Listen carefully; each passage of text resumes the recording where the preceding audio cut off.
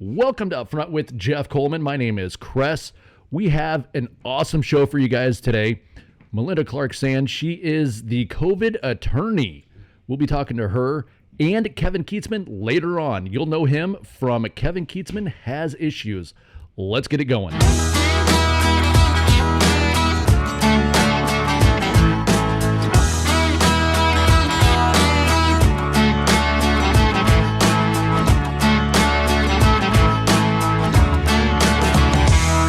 Welcome to Upfront with Jeff Coleman. My name is Kress. The name and sake of the podcast is sitting across the table from me, Jeff Coleman. Hey, Chris. Good to see you. Good to see you too. We have Melinda Clark Sann with us. She is the COVID attorney, and she also is representing Ray's Cafe. Hi, I'm happy to be here tonight. Thank you so much for this. I am, like you said, the COVID law attorney. I don't know exactly when COVID law took effect, but we're here now, people, and we have to deal with it, right? Awesome. So I guess starting out with Ray's Cafe, I'm the only local counsel that's representing Ray's Cafe right now. We have two other attorneys that are helping from St. Louis, but no other local attorneys would sign on for this, okay?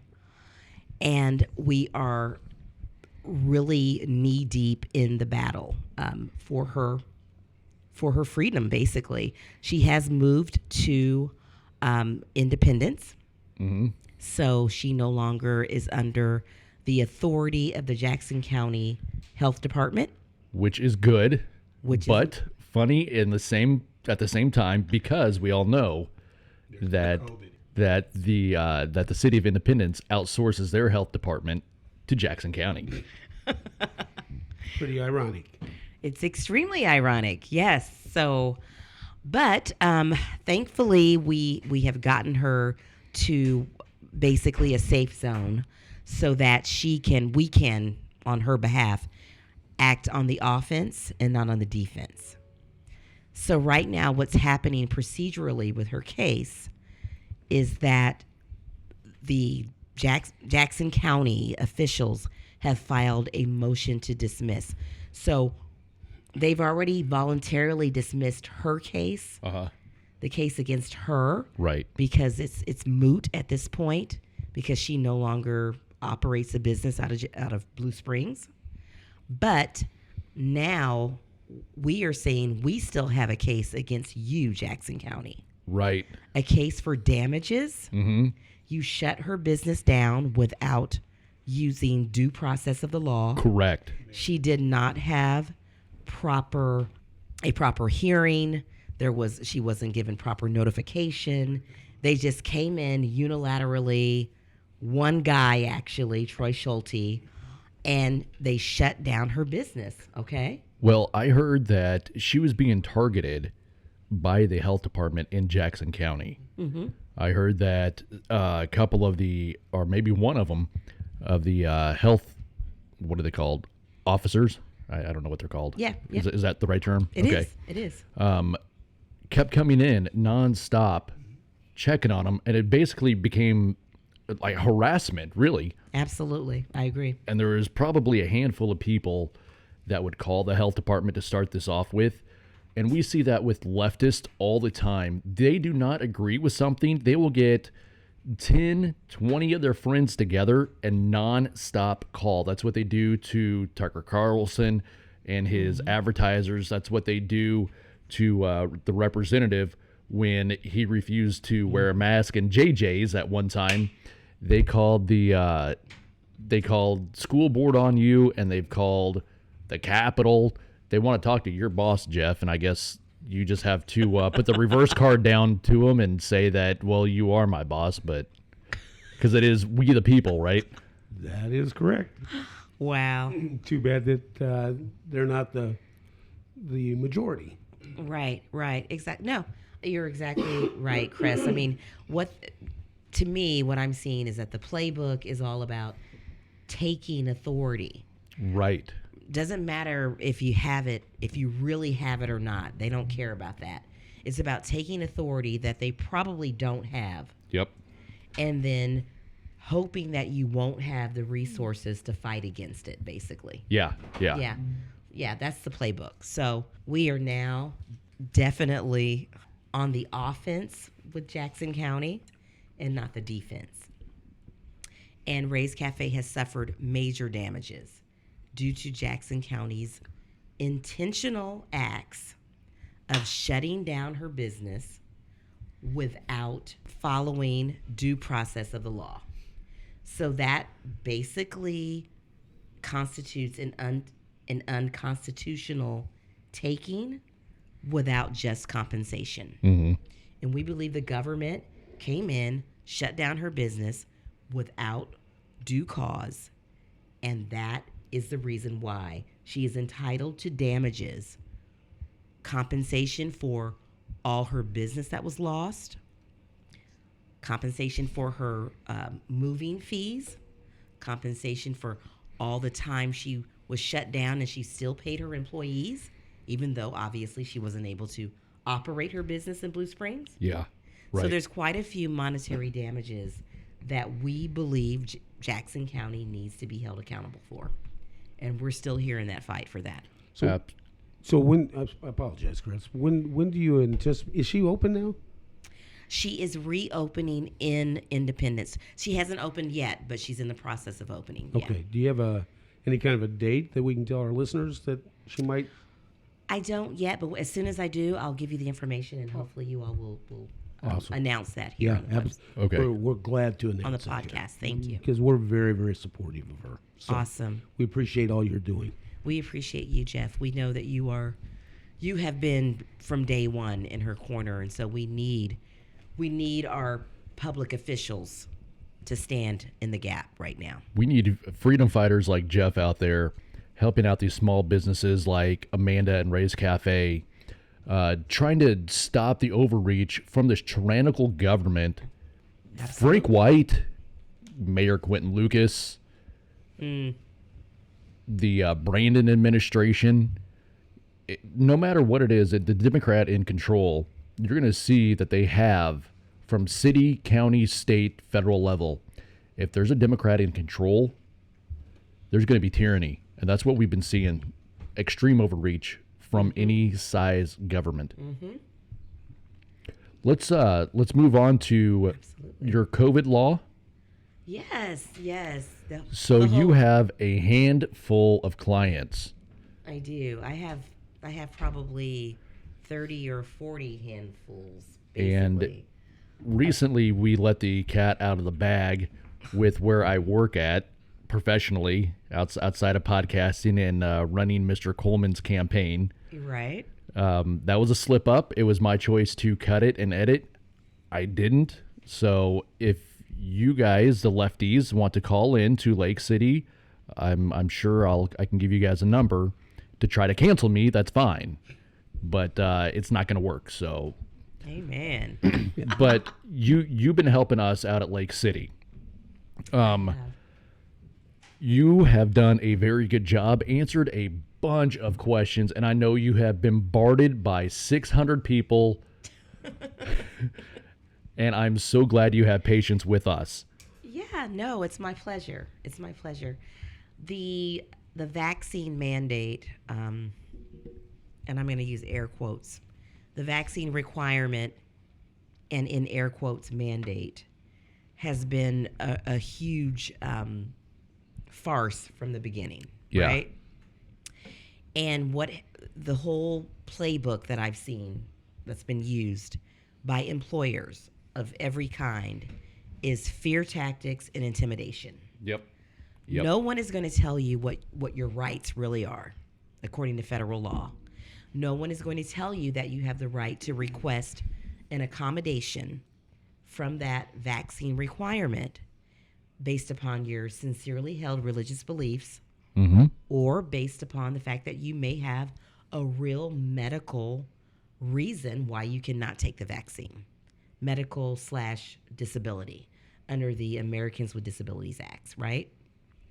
So since no one chose to tell you that, even though employers know this, they have well-established HR departments and they have legal counsel that they consult with on a regular basis. So everybody knew this except the employees.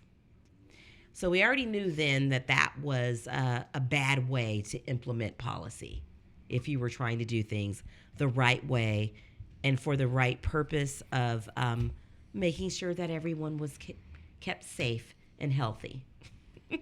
So we know that health is not the purpose of the vaccine mandate. Right. That's not the purpose. The purpose is control. Can we call this a therapeutic? Because if it's a vaccine, you take one shot and you're done, right? I don't know That's been any my other experience. Yeah. I don't know any other vaccine where you have to re-up every 3 months. So I got a agree. question for you because we get our friends on Facebook all the time that say, "Well, we're losing our liberties because we can't go to the grocery store because you're sitting there without a mask on, or you haven't been vaccinated." And so I have one on there that constantly talks about the Supreme Court ruling back in 1907, 1905. Right. and that's what allows our federal government. If you would just pay attention to that, that's why our federal government has the right to put these mandates out there. Talk to me a little bit about that. Let's educate these people about what that means. Absolutely. So that case that they're talking about from 1905, the Jacobson case, first off, it was about an entirely different disease, which was smallpox. Right. And smallpox was a deadly disease. It was. It killed nearly 1/3 of the population. And even with those numbers of people dying being so high, the law at that time allowed people to opt out of that vaccine, quote unquote, mandate. They could pay a fine, which I believe in today's terms would be the equivalent of like $140. Wow. Okay? And if they paid that fine and they did other things, they could opt out essentially. So what we have here is much different than what we have now. The mandates here don't really give people a fairly reasonable economic opt-out provision. Right. Right? It really gives you no opportunity other than the religious and the medical exemptions. Correct. Right. So, we're talking about, we got to remember, we have to make sure that we are, comparing apples to apples and oranges to oranges. Unfortunately, there is so much misinformation. And if you are, I tell people all the time, please limit your consumption of mainstream media. Okay? Amen. Because if you are taking in mainstream media exclusively or, majority of the time, you are not getting accurate information, period. They are lying to you. What's interesting is that they'll turn around and tell us the same thing. And I'm like, are you crazy? Remember the thing about follow the science? And then you start following the science and they go, oh, that's not right. Right. Exactly. Exactly. So, yeah, that's what I have to say about that. And what people have to understand is that it doesn't matter what President Biden, as the Fifth Circuit just said, as the Fifth Circuit shut down OSHA. Right. As it pertains to private employers with 100 or more employees. Right now, there's a permanent injunction in place that says, OSHA, you cannot enforce the vaccine mandate on these employers. That's nationwide. And the opinion, I read the 22-page opinion, and the opinion stated, the court made it very clear, President Biden, you do not have the authority to do this. We don't care how far your patience thins. That's what it says. Oh, it does? Yeah, no, Wow. I'm quoting the Wow. opinion. So people are taking authority that they don't have. Media is continuing to push their narrative and their propaganda to make you fearful, to make you think you have no choice, that you have no other options, that you have no right to fight, that there's no laws that will help you. This is the narrative, people, okay? We have to stand up against that. Melinda, let's go back through a timeline and let's look at some of the things that they have said over their time, right? Sure. So before she was vice president, Kamala Harris came out and said, "There's no way that I'm taking this vaccine if Trump had anything to do with it. There's no way I'm going to take that vaccine." Then they Right. come out and Right. they were talking about, well, do you think there's ever going to be a mandate? And both Harris and Biden and some of the other folks are saying, no, we can't do that. That's unconstitutional. We can't have a mandate. We can't force people to do this. And then what happens? They come back out and they do exactly what they said they couldn't do. Mm-hmm. And then they say, oh, all you got to do is take that vaccine by July, and we'll be able to go back to 4th of July and have a regular summer. And if you get the vaccine, you can be together with your family. Yeah. Well, then everybody takes the vaccine, and then they come back, and they say that you don't have to wear your mask. So everybody takes the vaccine, and next thing you know, everybody has to wear the mask. Yep. You got to wear the mask because the people that didn't take the vaccine are creating the issue, and so we all have to wear the mask again. Right. Well, unbelievable. If you took the vaccine or the air quotes vaccine, let's put it that way.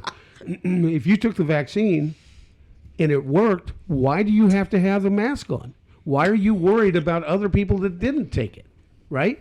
And so now you know that the vaccine, now you can still get COVID if you have the vaccine. And spread it, yeah. And you can still spread it. And you're probably one of the worst offenders as far as having the vaccine and spreading it, right? My wife has a friend who went to a wedding. I think it was a weekend ago or 2 weekends ago, and you had to be vaccinated to go to that wedding. Well, one of the people came to the wedding that was vaccinated, had COVID, didn't know it, and 20 of the people at that wedding all got COVID. Wow. So why are you taking the vaccine if it doesn't really work? Because they said the vaccine will help to limit your symptoms and you won't die. But we're finding that that's not even the case, right? Mm-hmm. So look, again, this is about choice. If you want to take the vaccine, take the vaccine. If it makes you feel good, take the vaccine. But give me the choice not to. That's what it's all about when you boil it down. Absolutely. All right, Melinda, we'll come back with you here in a second. We have a special caller on the line right now. You guys, Kevin Kietzman from Kevin Kietzman Has Issues. We're going to be connecting with him here in a minute. Stay right there. Let's welcome in Kevin Kietzman, the host of Kevin Kietzman Has Issues. This podcast has been around for a year, maybe two. He needs very little introduction. You might be familiar with him from his former show on sports radio and formerly of Fox 4 News in Kansas City. Mr. Kietzman, welcome to Upfront. Well, thank you very much. I'm not Mr. Kietzman, and man, Fox 4, people still remember me from Fox 4 News. The only people, when I was doing sports on TV, the only people that recognized me out in public were like little old ladies that watched the news all the time. It was a very humbling experience. You finally get on TV in your hometown, and you think, wow, everybody's going to know you. No, it's mostly just little old ladies that watch the news. That's awesome. So, Kevin, your podcast is an amazing format. You talk about sports, politics, and life.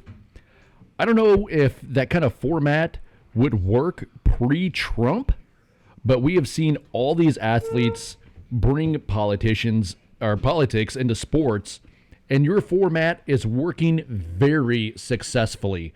Congratulations on the show, the format you got going on, and the success that you have. Well, thanks. I just enjoy it. I set out for, I co-founded the first sports radio station in Kansas City history, and as I sold my shares as a partner and left that company, I had a non-compete, and I can't work in radio, and I said, I'll try a podcast. And I sat down with my wife, and she says, are you going to do all sports? I said, I've been doing that for 35 years. I think I've learned more in my time covering people, seeing things, seeing actual news stories, being around politicians, being around stories adjacent to sports that were involved with politics and things like that. I said, I think I got more to offer than being narrowed down into a sports format. And so I came up with sports, politics, and life because I needed a third word. Everything works in threes. Every country song is three things, So I don't know if you noticed that about country songs. They're all like three words, right? Yeah. So sports, politics, life. And she says, well, what is life? I said, the best part, Jessica, is life can be any damn thing I want it to be on this podcast. So it just encompasses anything. Today's podcast, we're recording this on a Friday evening, was about a Christmas charity, Christmas Shining Star in Kansas City, helping out 350 families and kids this holiday season. And I can't think of a better use around the holidays for my podcast and trying to do good things for people who are honest and simply want to help other people around the holidays. So it doesn't fit in with the vitriol of politics today. It doesn't fit in with the spoiled nature of athletes and sports, but I felt like doing charity, and I think we can do some good in the community, so I'll do that as well. It's been very liberating to just do really whatever I want on a daily basis.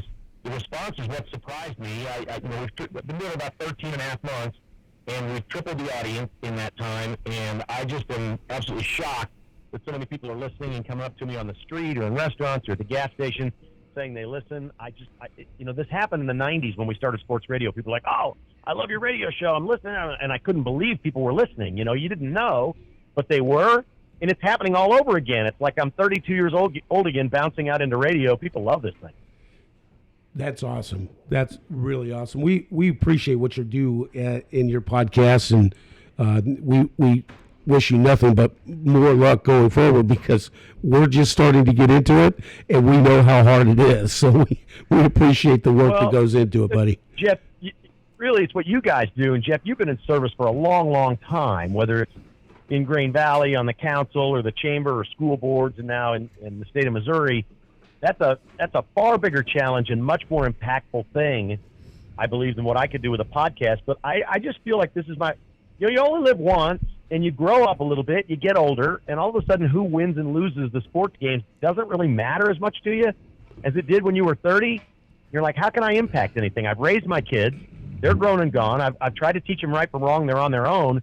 How can I impact anything in this world before I leave it? And for me, for what I've done, my experience, this is about the only way I feel like I can contribute.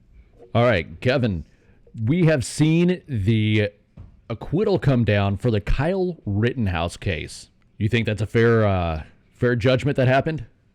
And you want to talk about this a little bit? Absolutely. It's the only judgment any honest person could conclude and come to. Absolutely. I mean, we saw the video. He's being chased. He's already been harassed. He gets knocked to the ground. He gets kicked in the throat.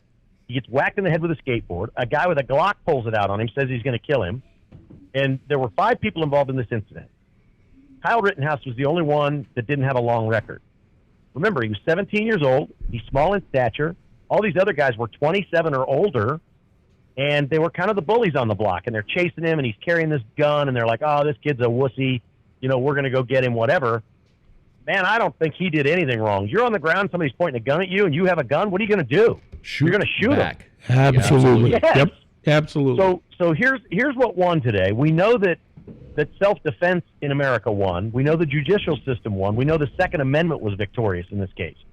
But more than anything else, what we have is this domino effect all the way from, Charlottesville, the Duke lacrosse team, all of these different stories that have happened over the last 10 years, let's say, that have just been completely wrong by the legacy corporate left-wing media. They see something happen, they draw a conclusion, they call the person that did something a racist. It's almost always a white person.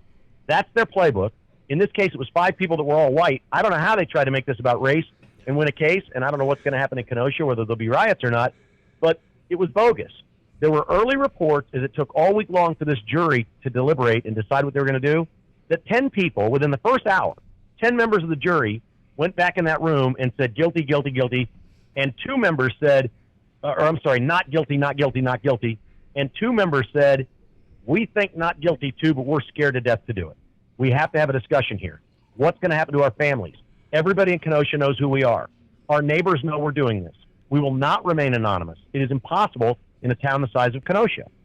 And 2 members of that jury were scared to death for their lives, for their futures. They knew they were being intimidated. They knew about the news reports. They could hear the megaphones, the bullhorns outside the courthouse. Yeah. They'd watched riots happen last year.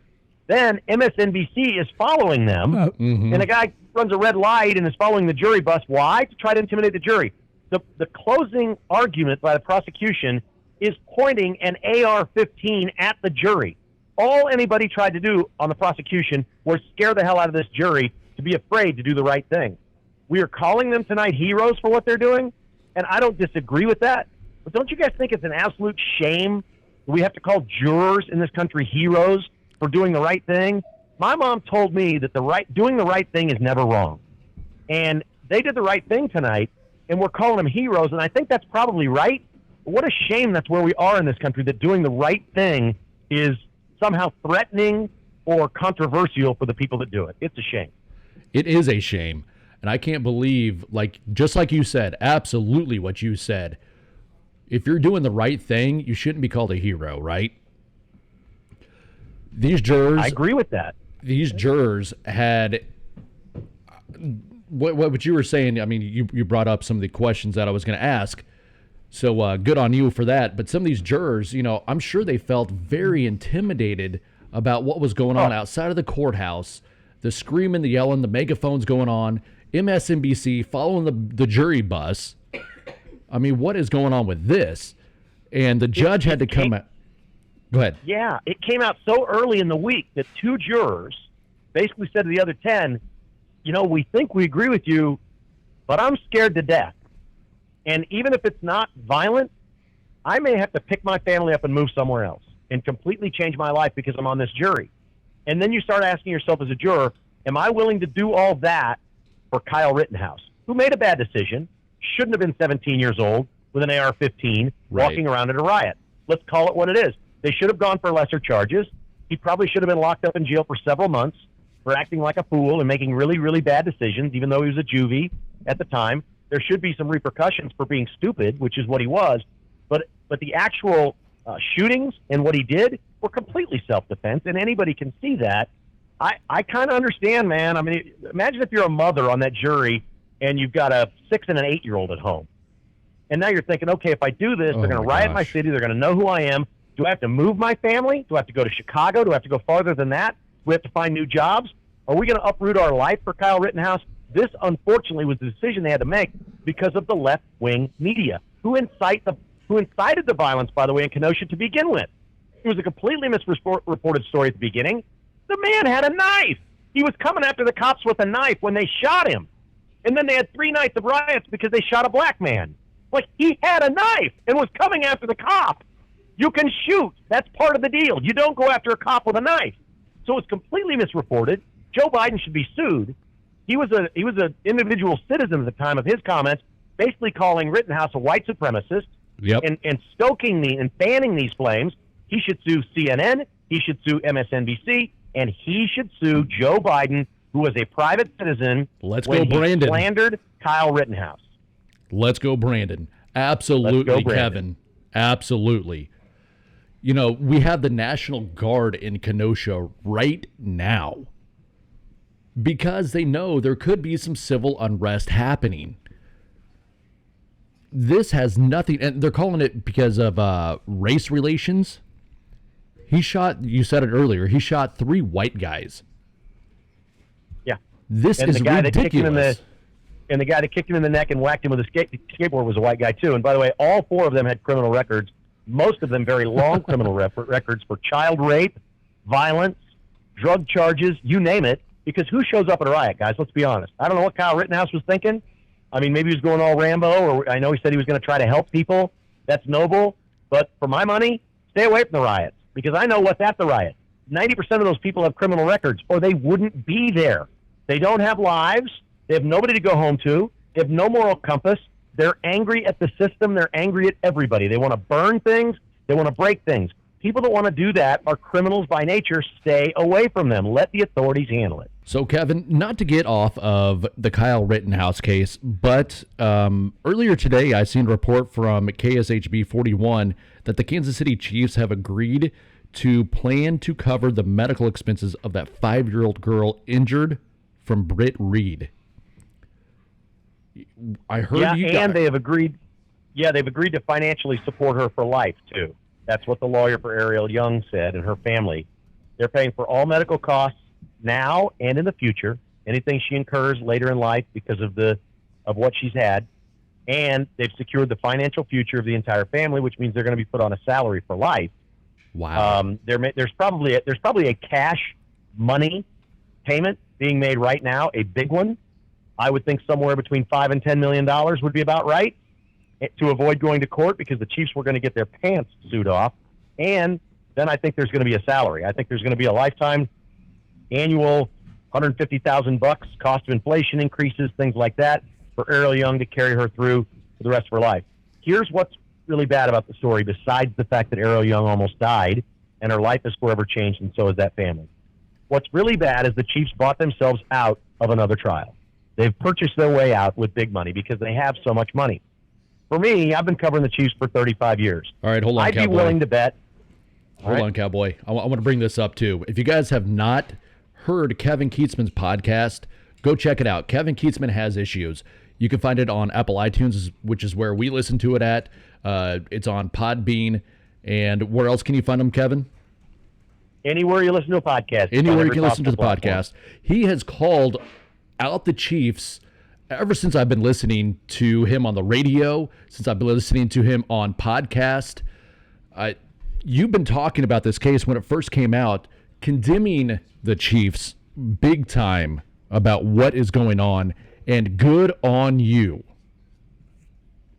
The Chiefs, with Javon Belcher several years ago, had a murder-suicide take place in their parking lot in front of their coach and general manager, and they went, not much to see here. Let's move on. We'll help the family of the victim, and here we go. Let's go play football. It just doesn't make any sense the way they do business, and they've been doing it ever since I've been covering them.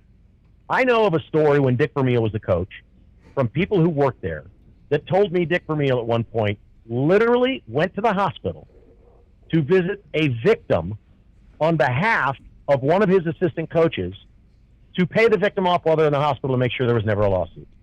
I mean, Wow. The stuff the Chiefs have done through the years and the stories that are told and have not been reported are outrageous. And now we live in a time where these things become light is shown on these things, and we actually see them. What the Chiefs admitted by paying all this money and taking care of this girl is, we screwed up in the worst possible way. So here's the next step. The Washington football team was just completely dismantled because there was some guys pinching butts on girls at the office. Maybe they didn't speak properly. They intimidated them. Things. The cheerleaders didn't get paid enough. We heard about the conduct in the workplace. We've heard about that. Then the NFL went out of their way. They didn't like John Gruden because he called the commissioner of the NFL in an email the P word. So now the commissioner's got, one for Gruden. They release his emails. They leak them to the media. Gruden gets fired, loses his job. How do you think Gruden and the Redskins feel about the fact that the Chiefs apparently threw some kind of a rager, some sort of kegger, some sort of a bourbon party with pizza for the coaches on a Thursday night at the office, and one of the coaches on the staff that's been an addict since he was 13 years old, and is the head coach's son, drank and drank some more and drank some more and got in his car and almost killed a kid, and they buy their way out of it? This isn't good enough for me. Roger Goodell, the NFL needs to do something. The Chiefs need to make a public statement that they don't have to give all the details. The Chiefs did something wrong. We've investigated them. They're losing a draft choice, and we're fining them $10 million, something like that. The NFL should take action against the Chiefs. This is abhorrent what has happened. It is terrible what the Chiefs condoned and did, and Andy Reid and Mark Donovan, everybody that works there, they know it. They know what they did wrong. And they bought their damn way out of it, and that's that. That ain't good enough for me. Hell no, it's not. Oh my gosh. I can't beve that all these secrets and everything going on behind closed doors at the Chiefs. I don't know how many times you mentioned that they paid people off to stay quiet. I mean, this is ridiculous. I don't know what they're running behind the scenes. I don't know why Clark Hunt is okay with this. He's supposed to be a really good conservative Christian man and a great conservative Christian organization, but what we're seeing is not the case, Kevin. No, and I'm not going to question anybody's faith. I think Clark Hunt is a solid Christian, and it's very important to him. But it doesn't really apply the way he runs his team. He lives in Texas. He allows Mark Donovan, the team president, and Andy Reid to run everything. Donovan runs the business side. Andy Reid runs the football side. They're in charge. It's making money. They've got Patrick Mahomes. They've won a Super Bowl. Everything is good. And what Clark Hunt learned from his dad, okay, and other NFL owners, to be honest, the Chiefs are not unique in this way. Not every team is like this, but the Chiefs are far from unique. There's a lot more teams that do this, though? Oh, yeah. Listen, yes, but I'll give the Raiders credit. Well, the Raiders have basically said goodbye to their coach and 2 players this year that were involved in despicable things. I'm going to be honest. I'm Raiders, ignorant to that stuff. So, well, look, there's a lot of bad players in the NFL. There's a lot of players that get in trouble. There's a lot of things that happen. And it's one thing to have 1 or 2 players on your team like Frank Clark, who this offseason was arrested twice on gun possession charges in California, including driving around with an Uzi in his backseat.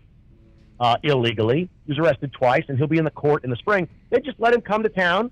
He's going to play football all year, and they tell the media, we're not answering any questions about this. That's a legal proceeding, and he just plays. Look, I can go back to when Dale Carter played for the Chiefs, and Marty Schottenheimer was the coach. I stood on the practice field one day. Dale Carter went into Westport one night and got drunk and fired a gun in the air. Just, like 1 in the morning, something firing shots like they did in the Old West. He got arrested. He got charged. He got put in, he spent a weekend, 3 days or something, in a facility, really, that was very close to Arrowhead. You guys may know better than me. It's in Jackson County, just south of where Arrowhead Stadium was. It was up on a hill. It was kind of a work release thing, and he had to stay there a week or something. When they let him out to go to practice, he had a metal ankle bracelet on and was practicing football. I mean, this stuff goes way back with these players. It's unbelievable, and it's gone on in this organization forever, and Andy Reid has an unbelievable history of this. But the real problem with this story isn't taking a bad player in. Okay, that every team in the NFL takes in a bad player that does something criminal, and we're going to try to help this player and rehab and fix him. Andy's problem was with his kids. He hired them both. They ran a drug lab out of his house in Philadelphia in the basement when he was the coach of the Eagles, and he told the judge that he didn't know what was going on, that Andy and the mom weren't aware what they were doing. These boys were going into the hood in Philadelphia in fancy cars dealing drugs down in the hood until they got caught. Then they had a federal trial. They both get busted, and upon sentencing, the judge just excoriates Andy Reid and says it's all public record. You can read all this. Nobody in Kansas City knows this stuff because they don't want to know this. This is why Andy lost his job in Philadelphia. The judge ripped Andy a new one and said, you knew better. Don't tell me you didn't know this was going on in your house. You basically condoned this, or you facilitated this with your boys and allowed it to happen. This is on you too, but there's nothing I can do to you, Andy. Then his security guards took him out the back entrance of the courthouse into a waiting limousine and drove him off so he never had to answer the press. A few months later, the other son, not Britt, the other son, is now out on parole, and the condition of parole for both these boys was they had to have jobs. Well, nobody was going to hire them, right? I mean, we know what happens with convicted drug felons. It's hard to get hired. Andy hires them both. All right? Then the one son, at training camp that year, overdoses on heroin as a coach at the facility at Eagles camp and dies. Andy sticks with Britt, brings him to Kansas City, keeps him on the staff. In 2019, he fired every defensive coach they had at Arrowhead except his son. What got me in hot water in June of 2019 was going on the radio saying, look, he should have fired his kid too. This defensive staff sucks. He's redoing it. He shouldn't keep his kid. He really shouldn't keep his kid. It's a bad look, and the kid can't coach. And he probably shouldn't be there for obvious reasons. And then you fast forward to what happened this last January, and it boggles the mind, the poor decisions that Andy Reid has made. It really does, because he's a Hall of Fame football coach, but I'll be darned if he doesn't he's got blinders on when it comes to things like that, and he really doesn't know the right thing to do. And I'm actually shocked that they allowed some sort of a drinking party at Arrowhead. There was a very strict policy in the NFL put in place, absolutely no alcohol at any team facilities. That was put in place. And the Chiefs violated that. They're going to pay a huge fine. They're going to get in trouble with the NFL. All 31 other owners are going to know about it, but none of us ever will. I didn't even have to ask my next question. You are on top of this. This is fantastic. I love having you on this show. I love what you do on your podcast. I'm going to be honest, I'm kind of fanboying out right now. You are upfront, you're direct. I love it when you fill in for Pete Mundo on 710 AM, 103.7 FM on KCMO Talk Radio. One of the best, by the way. You are one of the best fill-ins ever. Absolutely, hands down. I remember you taking this call the last time you were filling in for Pete. I forgot what it was about. But you were grilling this lady. She said something mildly racist, and you started grilling her, and you're saying you were just grilling, saying, "Say it, just tell me, just tell me." Right. Oh my gosh, we need more of people like you on radio, on the airwaves, condemning these lefties, pushing this conservative narrative with that strong voice that you have. Well, I appreciate that. It's very nice of you to say. I can't do it for a while. I'm still under a non-compete. I don't, honestly. How long does that last for? Kress, I don't even actually know if I can say that. But okay, that's fine. I don't want to get you in trouble. It's still a significant time, but it's not years. It's months, not years. We'll just say that. But you know what? This podcast is, man, I love this thing. And I'm just not, I'm really comfortable in my home studio. I got a grasp of what works with the audience and what connects with them. Yeah. I've gotten Mayor Q upset at me a couple of times. He's gone on Twitter and blasted me, and it's been really, really good for getting new listeners. I hope if Mayor Q's listening to this, that he'll blast me some more. I love it when he does that. So I don't know if I will go back to radio, to be quite honest. It's a grind. 4 hours every day is a long, long time. Yes. I used to say to Todd Lebo, who was my producer for so many years when we did Between the Lines, a lot of shows I would walk away and say, "Good show today." And he'd go, "Yeah, good show." I said, "That was actually a really good show for about an hour." And after a while, it became kind of a running joke. We would do a 12-segment show. It was 3 segments an hour for 4 hours, 12 segments. And I always felt like we did 3 pretty good segments. And the others were either repetitive or filler or something that, we had to do for, the sales managers, like, "Hey, you got to do this or you got to do that or help us out with it." And it just didn't feel right. And I would tell him all the time, I said, "Yeah, we had 1 really kick-ass hour today out of 4. And now I just do about an hour. And I think that's about all I got every day. Everything that's on my mind, I can say in an hour." And that's fantastic. I love it, man. I absolutely do. Okay, I got 3 questions that I want to ask you before we wrap this thing up. Where do you see the Chiefs now? Is it just a fluke that they're starting to win 2 games in a row? Do you think they're going to win this Cowboys game? And do you think they're going to even go to the postseason? I do think they're going to make the postseason now. I think they caught a really good break the last few weeks, and their last 3 wins, they were really good circumstances. One was catching the Giants on a Monday night instead of a Sunday at noon, because that was a relatively close game. And if they came out flat on a Sunday at noon because it's the stinking Giants, they might have lost. But the fact that it was Monday night, I think, helped. The Packers didn't have Aaron Rodgers. And then they got it together against the Raiders. But the Raiders, they lost their best wide receiver, they lost the starting corner, and they lost their head coach. This is a team you should go beat. They brought some trick plays with them, the fake punt. They did some things they haven't done before. They pulled that out, and they played better. They should have a pretty good amount of confidence going into this game against the Cowboys. To this point in the season, it's no contest. The Cowboys have been a much better football team than the Chiefs. But the Chiefs are home. They've won more big games. This group of players with the Chiefs has won more big games than anybody with the Cowboys. And the Cowboys are famous, big game losers. Something bad is going to happen in the playoffs, or if you have a game to get into the playoffs, the Cowboys fail. Every time they really get tested, these guys right now have failed.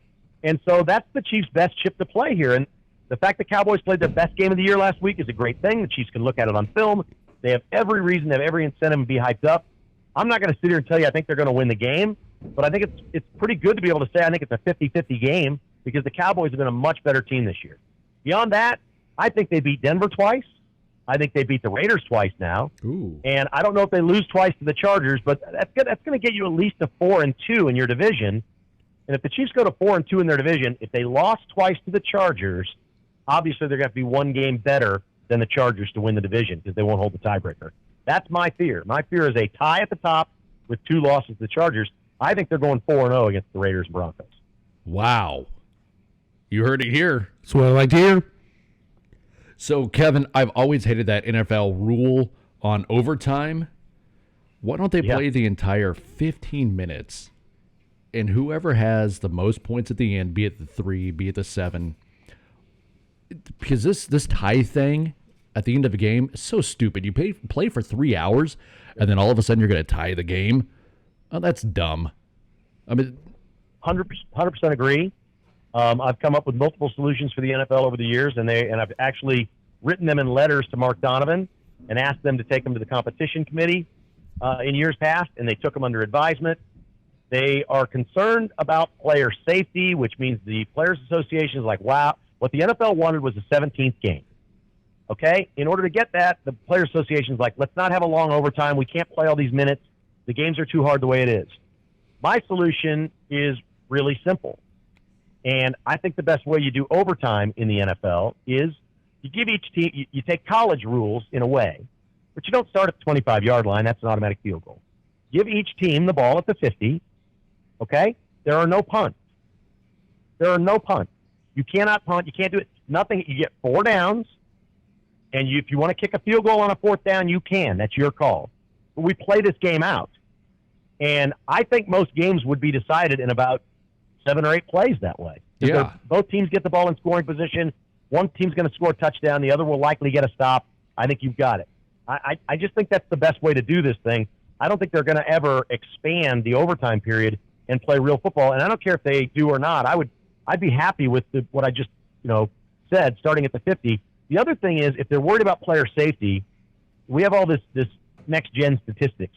This would be very easy to set up. I don't know what the number of snaps is that is the most snaps by any player in the league in any given year. One year, Eric Berry played every snap for the Chiefs, and I'm almost positive it was over 1,000 snaps for the season. So let's just pick a random number.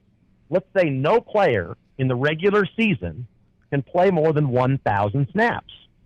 Doesn't that take care of player safety?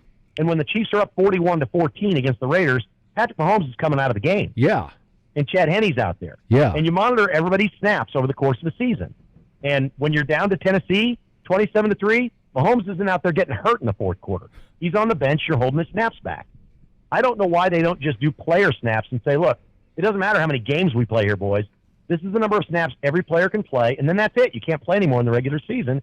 And I love heaping things on coaches. That would be on the coaches and the staff and the analytics people to figure out how to play who and what to do, and that brings more strategy into the game. I don't know why they don't just have a snap count in the NFL. If they're really concerned about player safety, that's all it's about. How many snaps are you going to take this year? And that is one way to fix it. I love it. That is a fantastic idea. I want to ask you a Royals question. I don't know how you do it, though, man. You have all these inside people, apparently. And good for you, because I have to say, you called from the start about the Royals season, the success of Sal Perez, and later, one more question from Jeff, but I also want to ask about how you knew about this Fox News report of the vice president could be doing something different. But let me talk about Sal Perez. Arguably, he's probably one of the best catchers in baseball right now. He was hot with a bat, and I was kind of disappointed. We've been so busy with Jeff's campaign and me doing stuff with the Republican Party this year, I wasn't able to actually sit down and watch most of the Royals baseball games like I usually do. But you called it, man. You called it. He might be a Hall of Famer. Oh, I don't think there's any question he's going to be a Hall of Famer. I really don't. I mean, he just set the record for most home runs by a catcher in a season. It's just longevity now. He's got to keep from having some sort of career-ending injury. If he goes 5 more years, he's going to be in the Hall of Fame. I mean, there's just no – even like Yadier Molina, they say the Cardinals catcher's in the Hall of Fame. There's no comparison between these two players. I mean, there just isn't. Yadier Molina's a great player, but he doesn't hit with power. You know, he's not a big RBI guy, hasn't been like Salvador Perez. It's just crazy how great this player is, and I don't think we appreciate him as much as we should. I couldn't believe the media backlash when Salvador Perez got the $82 million contract extension. In this town, people are like, oh, my God, what are the Royals doing? Like, what are they doing? They're locking up George freaking Brett. That's what they're doing. This is their ticket. He's the face of the franchise. I mean, they tried to ride the Alex Gordon train forever. Go look at Salvador Perez's numbers versus Alex Gordon. You don't want to make that comparison. It's not even close. Exactly. And he plays a much more important position of catcher. He's the team leader. Everybody knows it. And the thing the Royals don't promote him up, which I'd love to see him promote, we're conservatives. The three of us are all conservative. Salvador Perez is a red, white, and blue flag-waving American Republican that was born in Venezuela, who came here the right way, who immigrated, went through the process, went through the system, studied, learned the Constitution, passed the test, and cried the day he became a citizen. Then he moved his mom here because she wasn't safe in Venezuela, and his family, and they live with him. And that is what America's about. That's what it's about. Bingo! Oh, my gosh. Sal Perez is fired up for America. Kevin Kietzman is fired up for America. Jeff Coleman's fired up for America. Jeff, you got a question for Kevin? Yeah, Kevin, we're going to have to shut it down here pretty quick, but I do have a closing question, and that is, with all the things that are going on with our COVID and with the mandates and such, how do you feel about what's happening in our state and what our governor's doing? I like what's going on in Missouri, man. I thought he handled the pandemic pretty darn well and was very good at, his detractors were everywhere, especially in the media. But as far as the pandemic went, most places in Missouri are rural. And you guys know this. You see this all the time. During part of my first non-compete, I had a weird job. I had a different kind of job. I couldn't work in any kind of media for a year. I couldn't even sell advertising or in an ad agency or anything. So I've got different steps of my non-compete. So I took a job at a local lab here and drove around to different places and picked up, in the beginning, they weren't COVID tests. It was gallbladders, tissue samples, you name it. I'd go to the labs, hospitals, things, pick them up. One of my jobs was to go down through Fort Scott, over to Nevada, up through Butler, through Harrisonville, and I stopped in all these places. And then when COVID started, I'm running around picking up COVID tests. There was no COVID in these places. All right, most of the state of Missouri never even recognized that COVID existed. The way people in the Midwest live is not like that. We don't live in fear. We don't run around with masks on at the diner in our small town. We just don't. And those towns did really well. A lot of rural places did really, really well. You know where COVID was bad? Places where they have mass transportation, like the idiots in Kansas City built, with a streetcar, which doesn't get used by anybody on a daily basis except joyriders. It's a very expensive amusement ride, and now they want to build gondolas. I don't know if you've seen this or not. They want to do gondolas down there. I'm like, okay, well, we don't have a mountain to ski down. Why do we need gondolas? It's another, a Disneyland tourist attraction? What are we doing? We're worried about the virus, and we're putting trains out there, more train cars for people to crowd into? The thing's terrible in subways. We know where people got the virus. We know how it spread in America. It spread in cities that are too big, filled with too many liberals, living and breathing on top of each other. It didn't happen in Butler, Missouri. It didn't. And I think Governor Parson knew that, and I think the state of Missouri basically knew that. And if the liberals in Kansas City and St. Louis are pissed off about it, to hell with you. You're not real Missourians anyway. You're from somewhere else. You went to some fancy college. You want to live in some sort of a big fancy apartment or a high-rise in downtown Kansas City or St. Louis. You're not like the rest of us. Here's 5 pieces of fruit. There's 4 apples and 1 orange. Which one doesn't belong? Missouri's Missouri. We love Missouri. We love the way Missouri lives. Missouri needs to remain Missouri, period. Honestly, I think he's too laissez-faire about everything, and he should have put a stop to the overreach from Quentin Lucas and Jackson County, Frank White in Jackson County. So how are you going to stop the local authorities? So what I would have liked to have seen, Kevin, is that we did put a bill together and passed it into law this past session to kind of curb some of their controls. It didn't go far enough, in my opinion. They put it down as, I think, 25 or 30 days that they could put a mandate out there for the masks, and then after that time they had to go to their board. So in the case of Jackson County, they had to go from Frank White and his health director to the board and ask the board for their permission to extend it out again. To your point earlier, the communities that are like Kansas City and Jackson County and St. Louis County, they're always going to be the Democrat-related people because that's just where they are. And when you have a person who is in the health department that goes to these boards who are primarily Democrats, they're always going to go the same way that the health department did. I had a bill that I tried to get through that would have limited that to 14 days in a year. So you get 14 days to shut everything down. If you think that it has to go further than that, then you have to go to the state legislature to get further extensions on that. And then the state legislature can go to the state doctors and ask them for what their direction would be. It's not to say that the legislature would then overturn them, but there would have to be some consultations with the state medical association. So I just think that you have too many bureaucrats that are dictating what it is we're going to be able to do, and there's no accountability there. So that's what I think. I don't disagree with you, and I defer to you on this because I'm no policy expert, county by county in Missouri. All I know is this: let these liberal places be liberal. Just let them have it. Why?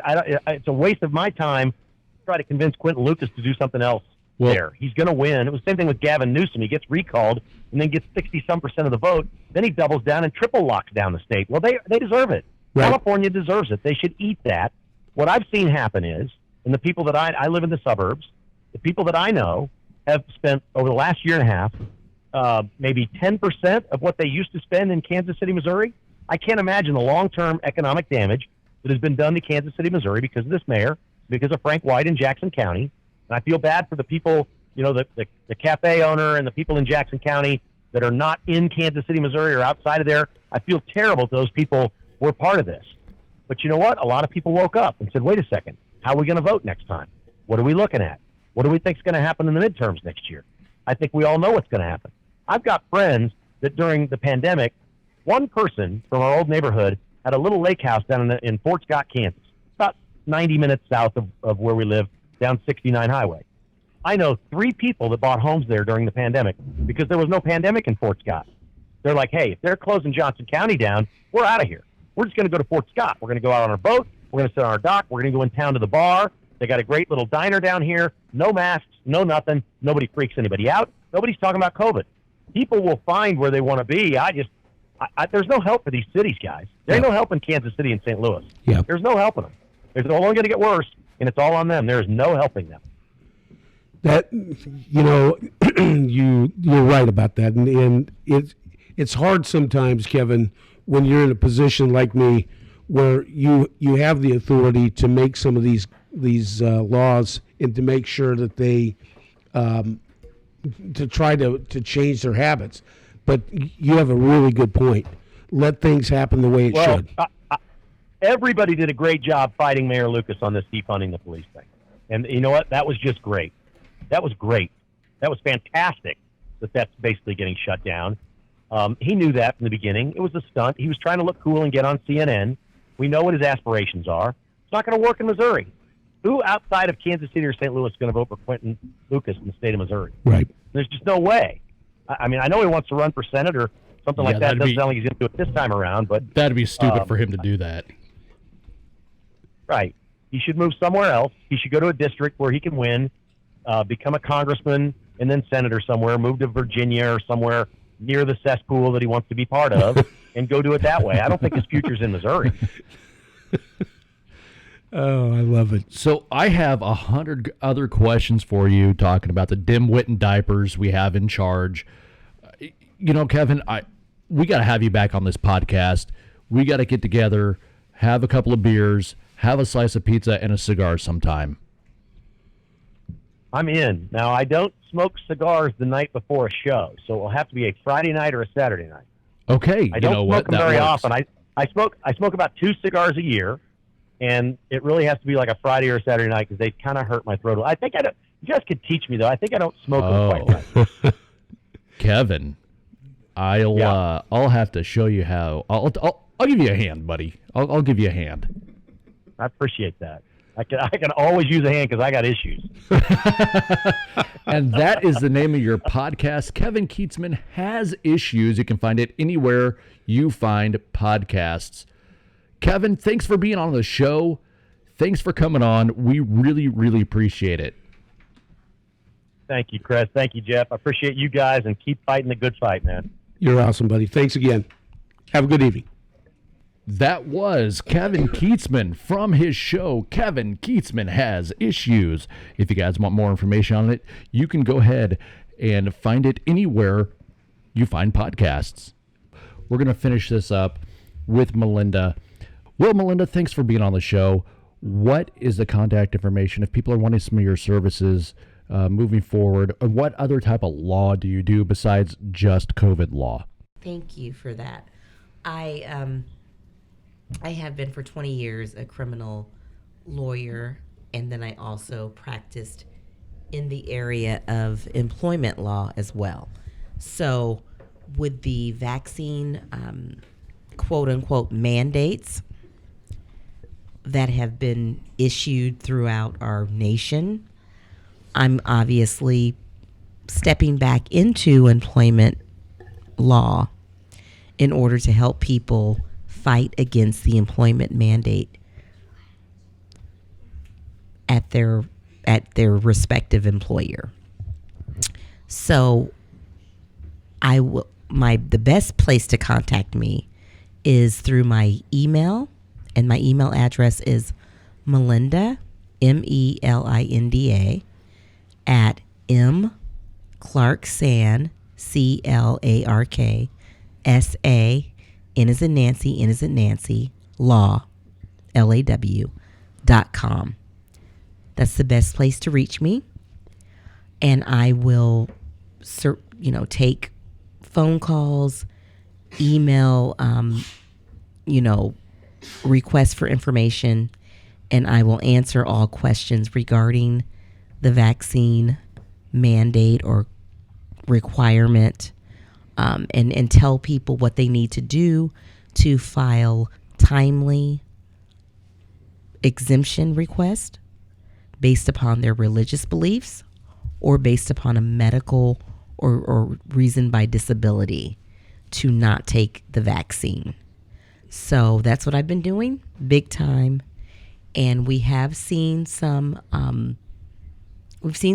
small successes happening so far. Absolutely. Truman Medical Center has pushed back on their policy regarding the vaccine mandate, and that came through my representation of a couple of people there, and just pushing to change the policy there. Lake City, where you're employed, we know that Lake City has not really moved forward in the way that they could have. Right. That they are continuing to take a more neutral stance regarding this vaccine mandate. And I know that, I met with almost 100 of those employees there. And we talked about everyone filing their timely exemption request, which many people did.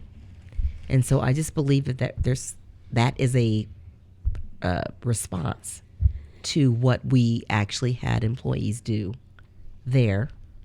So we feel really, really good about that. And Truman Medical Center. And so we're just going to keep pushing forward. KU Med now is the next battleground where I have several employees. There's over 250 employees at KU Med that are part of a group, and they're ready to fight. And they've called me, so we are proceeding with that fight. What phone number can people reach you at? Oh, yes, and my phone number I can be reached at is 816-813-7692. So that's the best phone number to reach me. And then I also gave my email address as well. Well, Melinda, thank you for coming on the show. Thank you for all of your hard work, all your clients that you have fighting against COVID law. Thank you for helping everybody out at Lake City. I know we have been a huge handful with you, and I appreciate your patience. Yeah. You know, this has got to be turned around because this Brandon administration, he knows that he cannot do this as an executive order, so that's why he pushed it off to the OSHA. Yep. And now OSHA is recanting what they said. They are, indeed. So thank you very much. You know what? I probably should have asked you stuff about Kyle Rittenhouse and everything since I had an attorney with me. We're going to have to come back to this because our time is running out. Producer Becky is saying wrap it up. And she said, give Jeff the last 2 minutes to wrap this podcast up for Jeff's Corner. Representative, are you ready? I am ready. All right. We are going to give you the last 2 minutes for Jeff's Corner. Thank you, sir. Well, once again, I want to thank you, Melinda, because, again, you have given us awesome information, really good information, and I want to make sure that everybody heard what she said. The Supreme Court order of 1907, or whatever that date is, does not apply to us today in the same way. So just know that this is a different scenario than what that Supreme Court ruling that came back does not apply in the same way that it does today. So thank you very much for bringing that to light. I also want to make sure that everybody knows we are in a position where we are struggling as a state to help our people of Missouri. And what we're trying to do now, what I'm trying to do, is that if my party is not going to take up for the employees, who are the only ones, our employees are the only ones that have any liability, any risk in this whole situation, I'm going to do something about it. And what we're going to do is I've already filed a bill. It'll be filed effective or officially on December the 1st. And that bill says if you do business in the state of Missouri, and I'm talking about anybody, federal government, private business, I don't care who it is, if you're going to do business in the state of Missouri and you're going to force those employees to take a vaccine that they do not want to take, you are now going to be liable for any health-related issues coming from that vaccine. So whatever that case may be, if they die, you're going to make payment to them. If they have health issues for the rest of their life, you're going to be responsible for those health payments. That's what this bill is going to do. We'll try to get that through in the next session because somebody has to be liable for this other than our Missouri residents. I also want to say thank you to Kevin Kietzman for doing such an awesome job on our podcast tonight. And Melinda, as always, we appreciate you, and we definitely need to have you back on. Thank you very much. And to your beau here, is that what you want to be called? Okay. To your beau, thank you for being with us as well. I'm going to close it up right now. Thank you, Kress, for the awesome job that you do always with us and making all of us really sound better than what we are, especially me. Thank you so much. We appreciate you. And producer Becky, as always, thank you as well. And thank everyone tonight for listening. So please hit that like and subscribe button and keep us going. Thanks again, everyone. Have a great evening.